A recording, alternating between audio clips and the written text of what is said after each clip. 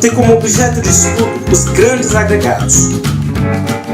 Em macroeconomia, grande agregado é uma medida síntese descrevendo um mercado ou economia.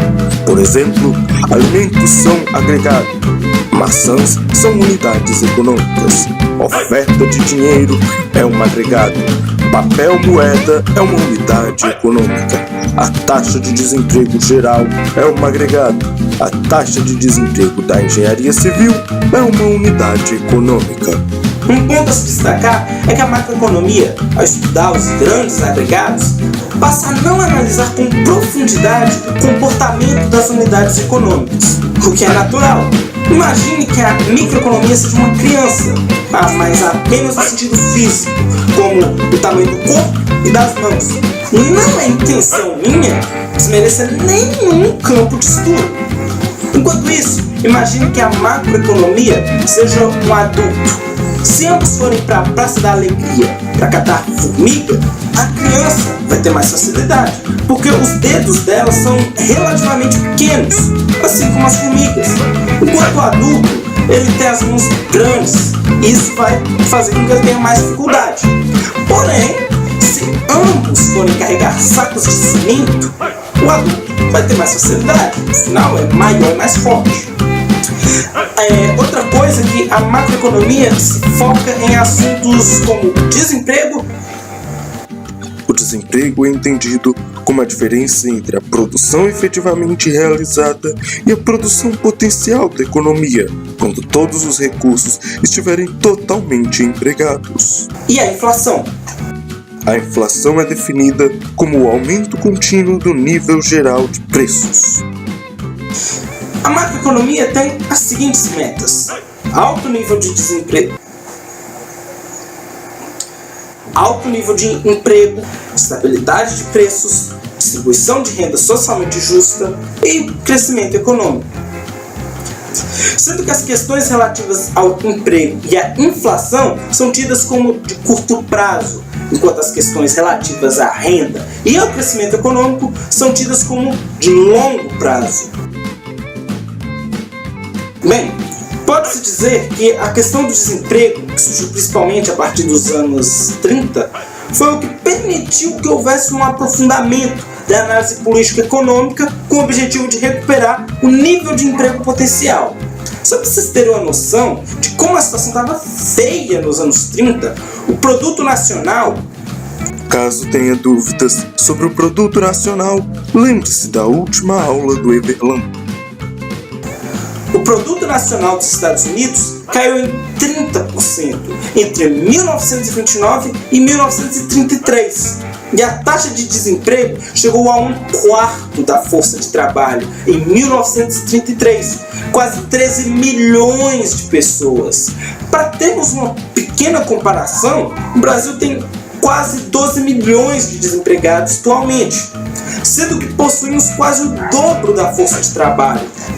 Foi nesse cenário em que o livro A Teoria Geral do Emprego, do Juro e da Moeda, de 1936, escrito pelo economista inglês John Maynard Keynes, teve grande destaque, sendo um marco na história da economia. Como dito anteriormente, a inflação é definida como o aumento contínuo do nível geral de preços. Acredita-se que um pouco de inflação é consequência natural do crescimento econômico. Na verdade, a própria história mostra isso, visto que os países subdesenvolvidos, ao tentarem alcançar mais rapidamente estágios de desenvolvimento mais avançado, geralmente sofrem tensões inflacionárias. E isso não é privilégio dos países subdesenvolvidos. Até mesmo países desenvolvidos vê-se tensões inflacionárias quando há altos níveis de atividade econômica. Posto isso, fica clara a necessidade de políticas econômicas que tenham por objetivo o controle da inflação para que haja um crescimento econômico contínuo e saudável.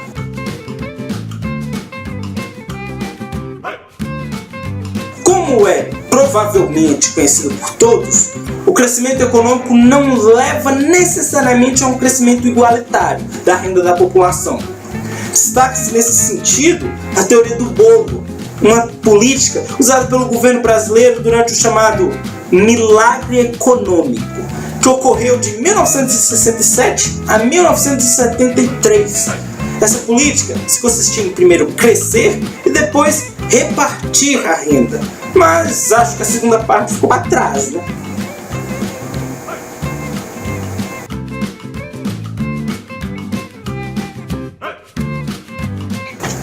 Em uma economia onde há desemprego e capacidade ociosa, há potencial para o aumento da produção. Porém, só até um ponto, pois há um limite para o quanto se pode produzir com os recursos disponíveis.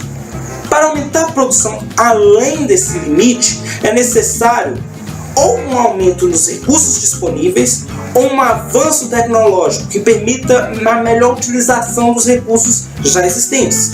Em qualquer um desses casos, a política macroeconômica vigente tem bastante influência, podendo tanto aumentar a produção quanto diminuí-la ou mantê-la como está. Vale ressaltar que quando falamos de crescimento econômico, estamos nos referindo ao crescimento da renda nacional per capita, o que significa que a quantidade de mercadorias e serviços disponibilizados à população supera o crescimento populacional. Os objetivos citados até agora não são paralelos uns aos outros. Muitas vezes, precisa-se de um para alcançar o outro, ou o contrário. Às vezes é necessário que haja um crescimento econômico para que possa diminuir a má distribuição de renda, o que no caso são dois objetivos que se encontram no caminho. Mas também pode acontecer o contrário. Pode ser necessário, por exemplo, que haja um certo nível de inflação para reduzir o desemprego. Nesse caso, para se conseguir um, você não pode conseguir o outro. Um dos dois só. Nesse caso, se assemelha muito a um custo de oportunidade. Para você conseguir um, você precisa abrir mão do outro, pelo menos temporariamente. A macroeconomia divide o estudo da economia em duas partes, uma parte real e uma parte monetária. A parte real é dividida em mercado de bens e serviços e mercado de trabalho. A parte monetária é dividida em mercado financeiro e mercado de divisas. O mercado de bens e serviços tem como variáveis determinadas o produto nacional, no caso, é a agregação de todos os bens produzidos pela economia num certo período de tempo, e o nível geral de preços, no caso, representa uma média de todos os preços. O mercado de trabalho tem como variáveis determinadas a taxa de emprego e os salários nominais. O mercado financeiro tem como variáveis determinadas a taxa de juros e o estoque de moeda. O mercado financeiro é composto pelo mercado monetário e o mercado de títulos, onde agentes econômicos que possuem renda superior a seus gastos emprestam o excedente aos agentes que possuem gastos superiores à renda. Eles são referidos como um só, pois a taxa de juros é definida por ambos os mercados. E por último, vem o mercado de divisas, que tem como variável determinada a taxa de câmbio. A taxa de câmbio é uma relação entre moedas de dois países, que resulta no preço de uma delas medido em relação à outra. Mas, além de expressar quantitativamente a condição de troca entre duas moedas, a taxa de câmbio expressa as relações de troca entre dois países. O câmbio é uma das variáveis macroeconômicas mais importantes, sobretudo para as relações comerciais e financeiras de um país com o conjunto dos demais países. A política macroeconômica envolve a atuação do governo sobre a capacidade produtiva, no caso a produção agregada, e as despesas planejadas, que é chamada de demanda agregada. Isso com o objetivo de permitir à economia operar a pleno emprego, com baixas taxas de inflação e distribuição justa de renda. Os principais instrumentos para isso são a política fiscal, a política monetária, a política cambial e comercial e a política de rendas.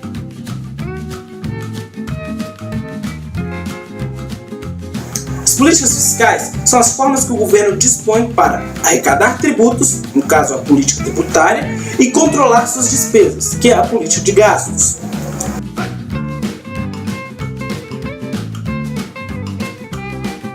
política monetária se refere à atuação do governo sobre a quantidade de moeda, de crédito e das taxas de juros.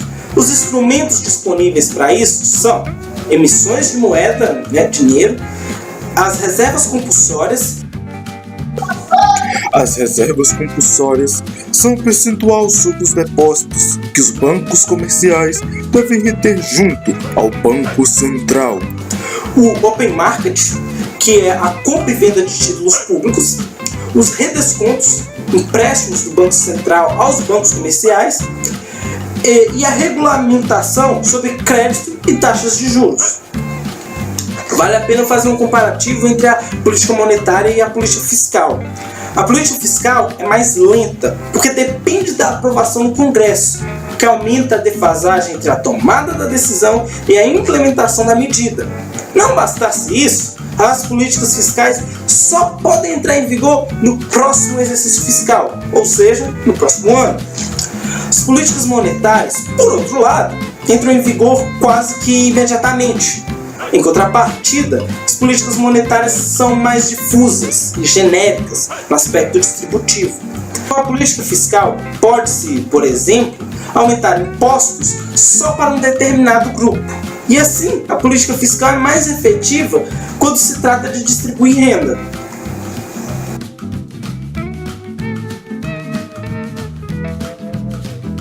A política cambial e comercial são políticas que atuam sobre as variáveis relacionadas ao setor externo da economia. A política cambial refere-se ao controle do governo sobre a taxa de câmbio.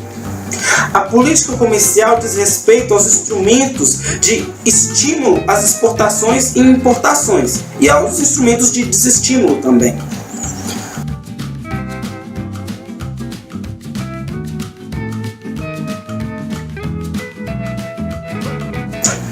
A política de renda tem uma característica que é especial dentre as outras políticas.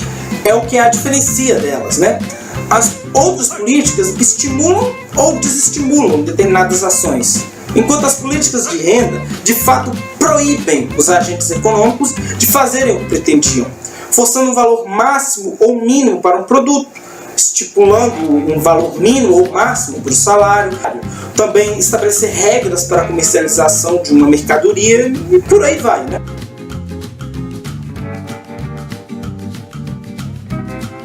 Até o ano de 1929, a corrente de pensamento econômica predominante era a clássica, que se sustentava a partir de crenças como a mão invisível e a lei de Say. A lei de Say era um dos maiores pilares da teoria clássica. A lei foi criada pelo francês Jean-Baptiste Say. Essa lei dizia que tudo o que fosse produzido seria automaticamente demandado. Segundo a teoria clássica, o mercado poderia chegar ao pleno emprego por conta própria. Porém, com o crack da Bolsa de Nova York, em 1929, essas teorias foram postas em xeque, pois não podiam explicar a crise que havia começado. É então que surgem as bases da moderna análise macroeconômica, com o livro de Keynes, citado anteriormente. E assim, com o desenvolvimento da teoria macroeconômica, foi possível que problemas relacionados à inflação e desemprego fossem amenizados e até resolvidos, com instrumentos para colocar a economia em bom funcionamento. Nos anos 50, surge a curva de Phillips, que procura incorporar movimentos de oferta agregada. Oferta agregada diz respeito à quantidade de bens e serviços que uma ou mais empresas podem oferecer e depende dos recursos de capital, dos recursos de trabalho e dos recursos naturais e tecnológicos disponíveis em uma economia. Foi pouco enfatizado por Keynes. A teoria monetária passa a integrar a macroeconomia a partir da segunda metade dos anos 50, liderada por Milton Friedman, da Universidade de Chicago. Com as teorias de Phillips e Friedman, a teoria macroeconômica passa a dar mais ênfase ao papel das expectativas dos agentes sobre as atividades econômicas. E assim começa a se criar a noção de que os agentes econômicos não podem ser ludibriados sistematicamente. A partir desta e outras mudanças na teoria macroeconômica, houve toda uma revolução na macroeconomia nas décadas de 70 e 80, Com essa revolução, surgiram 4 escolas principais de pensamento macroeconômico. A dos keynesianos, que seguem um modelo pré-revolução quase intacto, os neoclássicos, cuja fundamental diferença entre eles e os keynesianos é que os neoclássicos acreditam que as economias de mercado tendem a gerar equilíbrios em nível de pleno emprego. Já os keynesianos procuram mostrar que economias capitalistas são incapazes de alcançar o pleno emprego.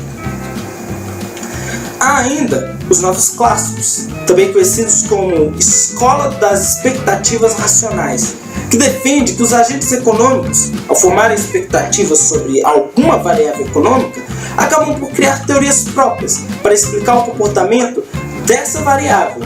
E ao formar essas expectativas com base na própria teoria, acabam evitando erros sistemáticos. Por último, mas não menos importante, temos os pós-keynesianos, que fizeram uma volta ao pensamento de Keynes e outros autores do passado. O suporte para essa releitura de Keynes era a convicção de que as deficiências de demanda agregada constituem a questão mais importante das economias capitalistas e são responsáveis pelos níveis de desemprego verificados em muitos países. Outra escola de pensamento relevante é a chamada Teoria Real do Ciclo Econômico, que propõe que o ciclo econômico O conceito de ciclo econômico refere-se às flutuações da atividade econômica a longo prazo.